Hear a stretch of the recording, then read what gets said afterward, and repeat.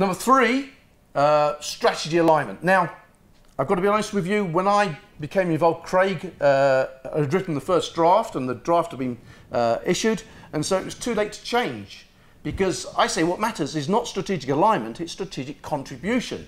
We need to understand the contribution of our projects and programs to our strategy, not the alignment. Because if you talk about alignment, I say, look, you know, let's give all our staff a bicycle. Well, I can align that with anything. You know, the staff have a bicycle, they'll be fitter. If they're fitter, they're going to be happier. If they're happier, they're going to be more productive and will make more profits, strategically aligned. And I used to say to people, look, if you get a business case, we used to have 5 strategic objectives. I said, what do you think they're going to put in the business case? Not aligned, not aligned, not aligned. You know, what you get is stuff that says, we're aligned, we're highly aligned, and we're aligned, 200 million, please. We need to, it doesn't inform the decision. We need to understand strategic contribution, and therefore, this whole area of strategic alignment and strategic contribution. We'll look at portfolio categorization or segmentation in a little while, in the next section when we look at portfolio definition.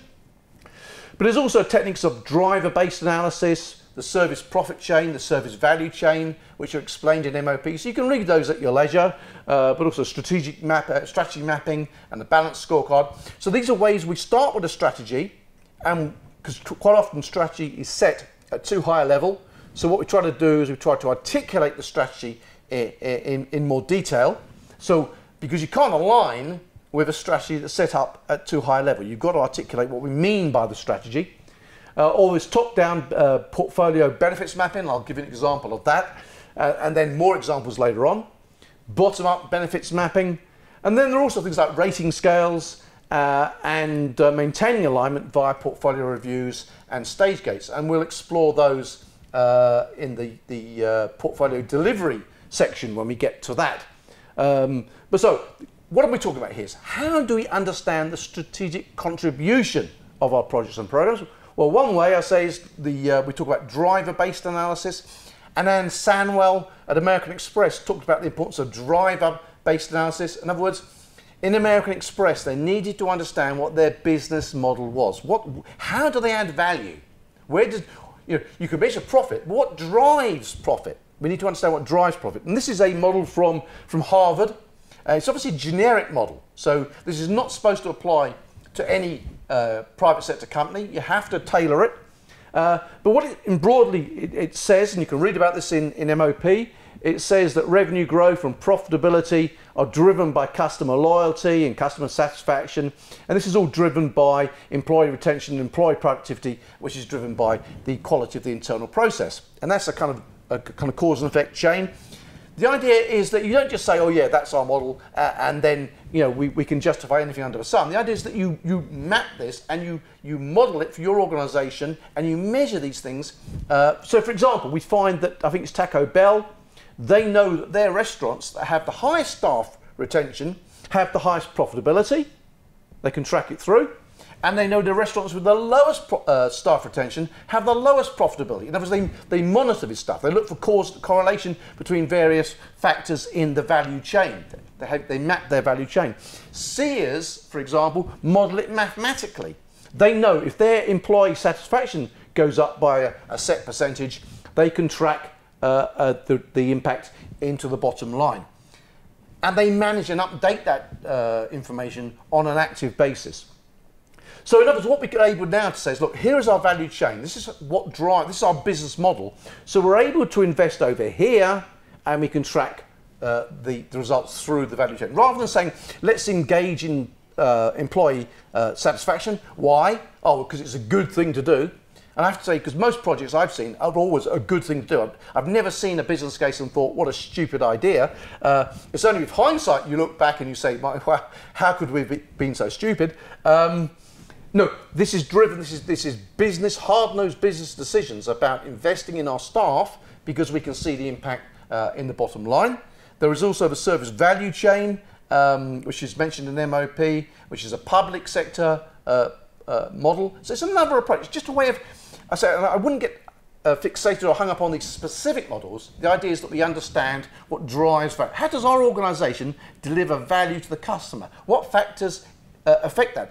And I suppose the example I would give, and we didn't mention it in MOP, we mentioned in the service value chain. We say what drives customer satisfaction is employee engagement and employee satisfaction.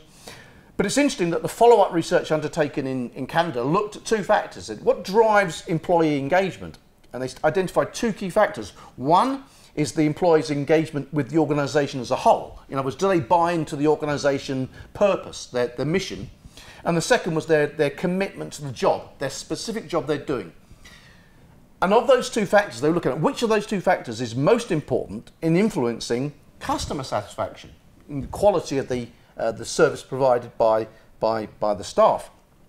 And I thought what would really matter would be the employees' engagement with their role. That would be the factor that really mattered. Actually, it was the other one. It was 2 to 1. The impact, what really mattered was people's engagement with the organisation's whole vision and ethos, which then identifies the importance of all those initiatives that organisations can engage in about building a shared vision where people buy into that vision, so people then are able to carry that from job to job. I say it was quite a surprise to me, but that was some research from Canada. So they're seeking to validate the factors in this service value chain. But there are other approaches. There's an example here of strategy mapping. In other words, you start with your strategy, but then you identify, this is an example from the UK, from the Service Transformation Agreement. They identify the vision, or they're trying to achieve. So the words don't matter, it's just the process. They identify the strategies, how we're going to get there, and then they publish their metrics of success. What does success look like? And they had 6 key criteria there which would determine success. And so what we then said to each of our projects and programs is, since those are our published metrics of success, the benefits that we articulate from our projects and programs should align with those metrics. And so we're able to ask of every project and program, okay, what difference will you make to, number one, there's improved customer service, improved customer experience. And we identified what we meant by improved customer experience, and reduction in the amount of avoidable contact, and better online services, and efficiency savings, and so on and so forth. So we're aligning our projects and programs with our strategic measures of success, which of course leads on to the balanced scorecard, which is exactly that. The balanced scorecard is a way, Kaplan and Norton, very popular about 20 or 25 years ago, kind of then fell into disuse for a while. I'm seeing it increasingly popular these days. A lot more people, a lot more companies and organisations, public sector and private sector, becoming interested in the balanced scorecard as a way of articulating what does our strategy mean. Under the 4 quadrants, the standard 4 quadrants are the financial stewardship or financial return. How well do we perform financially? It's from a private sector perspective. From a public sector perspective, rather than financial stewardship, it would be our PERP organisational mission. In other words, how good are we? How good at health, at delivering health outcomes? How good at education, at delivering educational outcomes? The internal business process or efficiency dimension, how efficient are we at turning our inputs into the outputs that deliver our outcomes?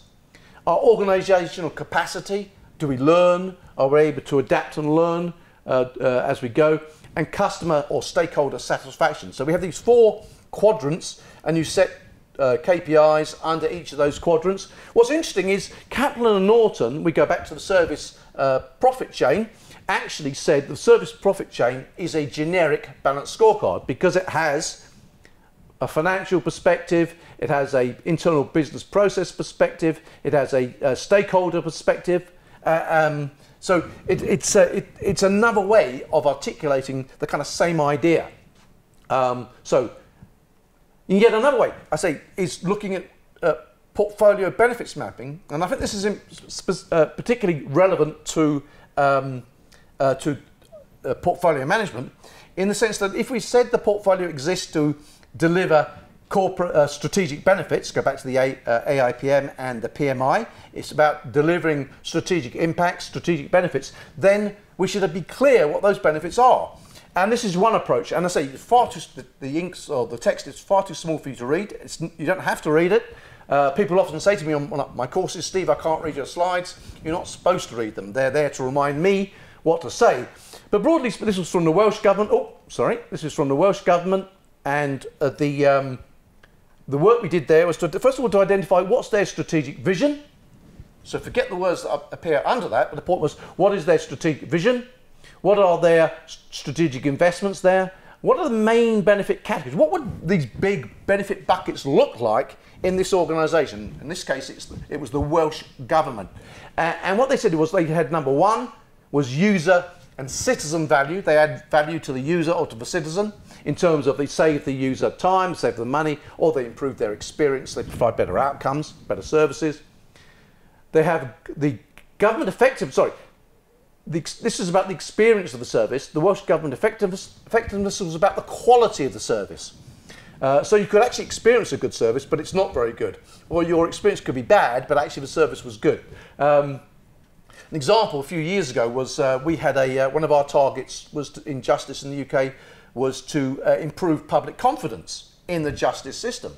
And yet one of the guys said at a conference, you know, we can have all the success that we've ever planned for, and then Dot Cotton on EastEnders gets mugged and suddenly public confidence falls through the floor.